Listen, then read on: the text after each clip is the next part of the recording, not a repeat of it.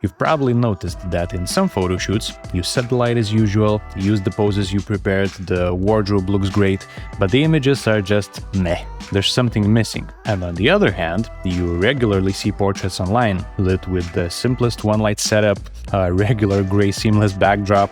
The poses are nothing to write home about, and yet the image just somehow works beautifully. And the frustrating part is, you can't point at what's missing, because technically everything is where it's supposed to be. Now, what's actually happening is we get so carried away with the craft that we forget a portrait is first and foremost an image of a person. And how good a portrait is has less to do with your setup than with what the person was actually feeling while they were being photographed. Now, that feeling doesn't just show up on its own. It gets created, and whether that happens or not is usually decided in the first 10 minutes before you even take the first shot. So in this video, I'll show you what's actually happening in your client's head when they walk through your door, why most photographers lose those 10 minutes without even noticing, and the exact sequence I run at the start of every session. So let's start with the client, because what's happening in their head is probably not what you think. The vast majority of your clients walk in the photo shoot with some level of unease. Some of them will even say, "I'm not photogenic" in the first minute.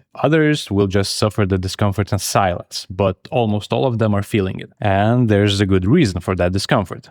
Think about what you're actually asking someone to do here. You're asking them to trust a stranger they just met with their identity, with the most vulnerable part of themselves. You're asking them to show you who they truly are and trust that you'll notice the beautiful human being instead of picking apart all their flaws. There's almost no other situation in adult life where that happens. Some clients might even tell you they feel naked in front of the camera, so the body responds to it accordingly. The jaw clenches, the shoulders get tense, the eyes tighten, and they're not doing it on purpose. That's just a normal nervous system doing its thing. What most photographers do here is try to fix the symptom by telling the client to just relax or smile or push the shoulders down. But simply giving them posing directions almost never helps them get out of the discomfort and open up to you. And here's a distinction that took me way too long to figure out. And it's the difference between an expression and a state. An expression is something you can ask for.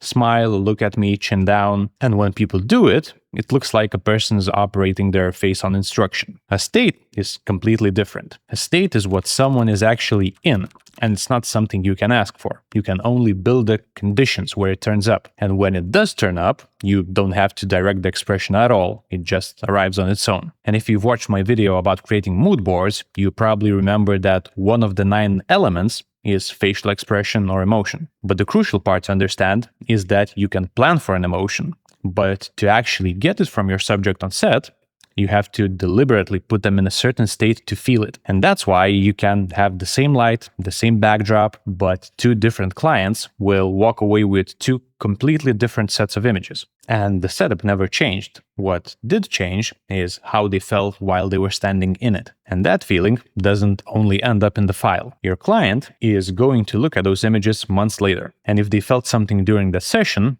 the picture is handed back to them. They won't just think they look good. They'll like the images more than they probably should, because the images remind them of that true self they hide behind the mask every day. That's the part you can't build into a setup. It's also the part no AI is ever going to produce. Okay, so if the whole photo shoot depends on you creating these conditions for the client to open up, why doesn't it just happen every time? Now, in my experience, it comes down to this 3-part chain of events. So the first thing is that most photographers believe they're selling images. And it sounds obviously true. Somebody pays you, they get photos, that's the whole transaction. And if you've never thought about it this way, you might think I'm crazy. But the images are not the product. I did a whole video about this and you can watch it here. But the short version is your clients are not buying files. They're buying 2 hours where they get to reconnect with their most authentic, fun, happy, and fulfilled self. And then something to look at afterward that reminds them of it.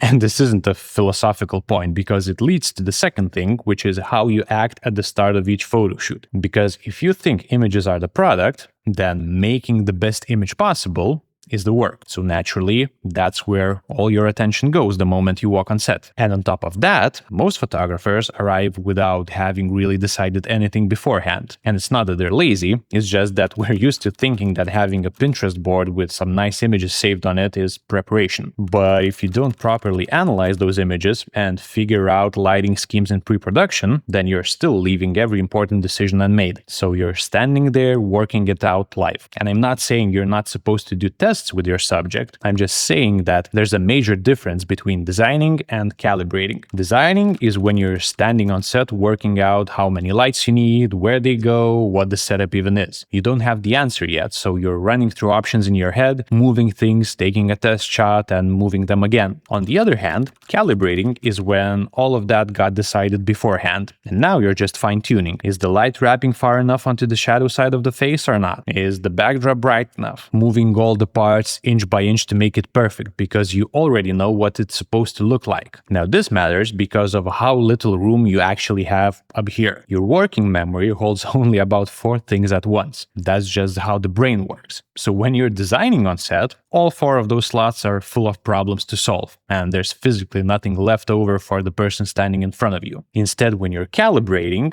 you're using 1 at most, which means you can talk the entire time you're doing it. And here's how you can tell which one you're doing. If you can't say what the test shot is supposed to look like before you press the button, you're not calibrating, you're designing. And if you're doing that on set, that leads to the third thing, which is leaving your client to close down. While you put all your focus on creating the image, your client is left alone with their thoughts. Nobody's talking to them, nothing is being explained, and a vacuum opens up fast. So they go straight back to the only thing that was on their mind when they walked in, which is that this is going to be uncomfortable and they'll feel naked and judged. Now, the reason this matters more than it sounds is that it doesn't work in both directions. Keeping someone's guard from going up is pretty easy.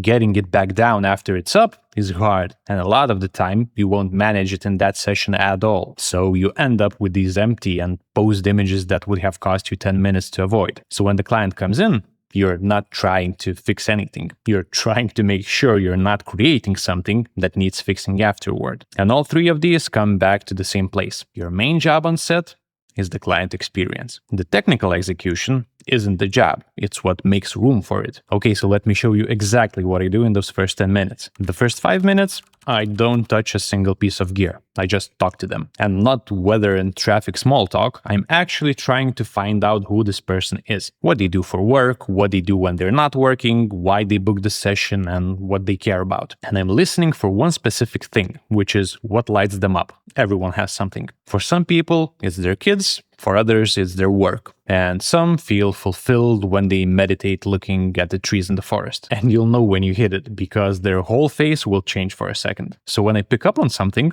I'm storing that information because I'm going to use it later in the session. And don't make it feel like you're being polite. Be truly interested in them. Most people are not used to being listened to, so it might take some time to dig through their default answers. So when I feel I'm starting to know them a little bit, I introduce them to the session, and I start by walking them through the mood board. I show them what I planned, but more importantly, I tell them why. These are the 3 sets we're doing, this is the light I'm going for, and we're doing it this way because this is the feeling I want to create. And this does something that's hard to do any other way. You make them feel like you're taking them on a journey. Instead of you performing a set of actions they don't understand, you are bringing them with you to create something together. So that's the first 10 minutes, but you don't stop here. All you've done up to this point is put down some groundwork. So with that in place, I then go to shooting, and I keep talking the whole way through it. I'm bringing this light closer to make the shadows softer. This set should feel lighter, so I'm bringing in some fill from the side. And technically, none of this is for them. They don't need to know what a fill light is. But what it does is turn 5 dead minutes into a part where they get curious, because now they're inside the process instead of standing in the vacuum. And again,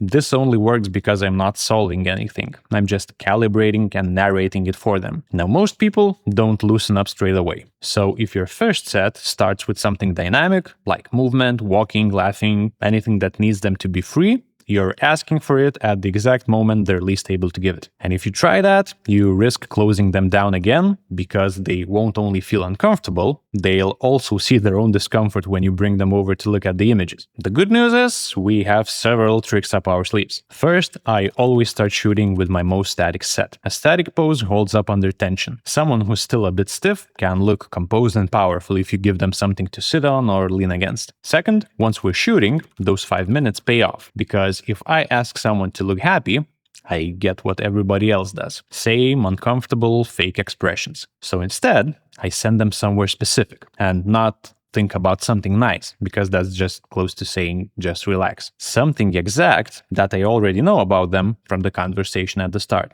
If you're a Harry Potter fan, you can call this Expecto Patronum. And what it is you get them to go back into one specific memory in as much detail as they can. And then you let their face do whatever it does. And that's the reason I spent 5 minutes at the beginning finding out that they have a 2-year-old or that they rebuild motorcycles on the weekends. Because now I have something real to send them to. If I want to create happy images, I ask them to tell me what their child did that made them feel proud. Or if it's a business headshot, I ask them to tell me what deal they closed or what they got promoted for. And again, I don't ask them to think about it, I ask them to tell me about it. And third, I bring them over to the laptop. I pick a few frames and we look at them together. I already have the initial edits done inside Capture One, so what they see is pretty close to what they'll get. And then one of two things happen. Either they love the images and their guard is down for the rest of the photo shoot, they feel that their vulnerable self is safe with you and you're able to uncover their beauty, or they notice something they don't like and you have the opportunity to fix it. If they say, oh, I don't like this side of my face, or I need to throw my hair back, or I don't like how this blouse looks, you can say, perfect, imagine if we'd done the whole session this way, because now we have a chance to adjust and make you feel like yourself in the images.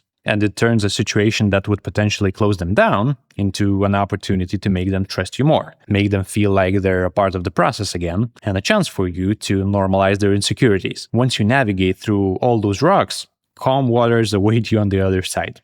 And the remaining part of the session is usually fun and smooth. So back to those two images from the beginning. The one where you did everything right and still came out soulless, the setup and the editing weren't the problem. It was empty because the person in the frame had this shield between you and them. And that shield got put up because they were just protecting themselves from getting hurt. And in contrast, that one light portrait on a gray backdrop speaks to you, not because of technical mastery, but because you're gifted with a chance to get a glimpse into the soul of the person in it. And it happens when you have your technical side handled and focus your attention and effort on connecting with the human being in front of you. So on your next session, make all the technical decisions beforehand. Spend the first 10 minutes getting to know your client, and during the whole photo shoot, constantly remind yourself that your main job is to take your client on a fun and exciting journey along with you. Now, if you want to go deeper on this, I have a free 30-day email course linked below. One mindset shift a day for a month, and a good portion of those days are entirely about working with a client. And if you're not sure how to handle pre-production that frees up space to focus on the client, I have a whole video about that here. That's it for now.